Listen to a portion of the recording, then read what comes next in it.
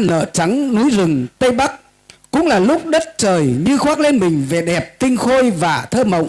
Ca khúc Lời Hẹn Hoa Ban là giai điệu ngọt ngào tha thiết, kể về tình yêu, nỗi nhớ và lời hẹn ước thủy chung giữa mùa hoa ban rực rỡ.